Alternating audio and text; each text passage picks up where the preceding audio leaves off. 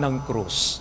To remind us that God is always with us, that we share in the love of God, in the life of God. So, tatlong bagay ang nais kong pag-isipan, pagmunihan natin po. It is Father, Son, and Holy Spirit. Una, Father. Normally, we picture God, the Father, as an elderly person, isang matanda. Nakita natin sa mga paintings, pictures, because this is based in the Old Testament. Okay? God has wisdom. Diba? Usually kapag matanda, maputing buhok, maputing kilay, maputi lahat, pati suot, elderly, we associate that with wisdom. Lumalapit tayo sa mga matatanda para mabigyan tayo ng mabuting payo dahil meron silang karunungan. Wisdom. We associate God the Father with wisdom. And indeed, He's a creator. In His wisdom, He created the universe from nothing. He just spoke and there was creation. He said, let there be light. There was light. Let there be firmaments. No? So ito ang ating dakilang Ama. Tagapaglikha ng mundo, ng daigdig at langit. No? And so we also associate when we touch. How do we make the sign of the cross? We start with our forehead, touching our forehead, reminding us that we acknowledge, kinikilala natin ang Diyos bilang ating Ama, ang Diyos na gumagabay sa atin, ginagalang natin ang Kanyang kalooban. And so we say, Our Father, holy be your name. Mangyari nawa ang iyong kalooban. Kadalasan ang gusto natin, ang aking kalooban. Kapag tayo nagdarasal, di ba? And yet, when we touch our minds in making the sign of the cross, anong nasa isip natin? Mga plano sa buhay, mga pangarap, mga panaginip. No? We ask God to guide us in all our major decisions or even small decisions, for we can trust He always desires what is best for us. Tayo, sinasabi natin, gusto ko ito para sa aking kabutihan, pero mali pala dahil kasalanan. Pero sa Diyos, laging kabutihan, kagandahan dahil yan ang Diyos. Punong-puno ng ganda, kabanalan at buhay. So when we touch our forehead, when we make the sign of the cross, we say, Dear Lord, like Mary, like the other saints who went through life, their life was successful because they were obedient to your will. They were obedient to you. At hindi ganon kadali yung maging obedient. Oftentimes, we see obedience as surrender. Di ba?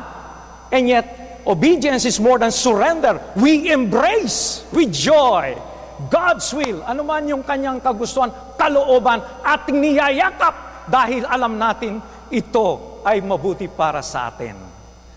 So, look at that when we pray, Our Father, holy be thy kingdom come. Kaya, when we are obedient, we surrender our will. Ano? Kapag nag-ordain ako ng pare, kapag sabi ko, I ask the candidate for ordination, do you promise me and my success to be obedient? Huh? And that is very touching because the person surrenders his will. Ano man po ang kagustuhan ng Diyos, ano man sasabihin nyo, na kagustuhan ng Diyos, ako ay susunod. Magpapasailalim. And so that's how we participate in the Trinitarian life. By seeking God's will and living it out each day of our life. God the Father, Creator, and then kapag gumawa tayo ng tanda, pababa po ang direksyon. Di ba? Towards the heart. Yung ating pag-antanda sa puso, yung iba sa tiyan, ano? Pero usually sa puso. So God becoming man. God coming from heaven, becoming man. And so in Jesus, we have the expression of God the Father. We have the expression of what love is in Jesus. In Jesus, we come to know that God our Father is a compassionate Father. Isang Diyos nakikibahagi sa mga tiisin, sa mga problema, sa mga hinaing ng kanyang mga anak, ng kanyang bayan. And so our God is not alien to all our problems. Okay, we see the Father as quite distant as a creator. And yet in God the Son, He became one of us. He emptied Himself of His godliness, of His divinity, and became like us. So ang ating pinagdiriwang, yung kanyang pagiging tao, pero alam nating totoong tao, totoong Diyos. Pero pinapakita ano ang puso ng Diyos. Isang mapagmahal, mapagmalasakit, nasasaktan din. Hindi manhid kapag tayo naghihirap, lubog sa problema. Tinutulungan tayo upang makaahon tayo sa ating problema. Kaya ngayon, pagkatapos ng election, dapat lang magkaisa, magtulungan. No? Hindi kanya-kanya. Because God seeks for unity. God seeks for healing. God seeks for harmony through us, through people. And it will come if we will cooperate with God, if we will imitate His Son, Jesus. So ang Diyos ay mahabagin, mapagmalasakit. Yung ating sakit, ginagawa niyang kaniya, kaya mapagmalasakit. Yan ang ating Diyos. Nagmamahal, hindi sumusuko. Maaasahan sa bawat sandali ng ating buhay.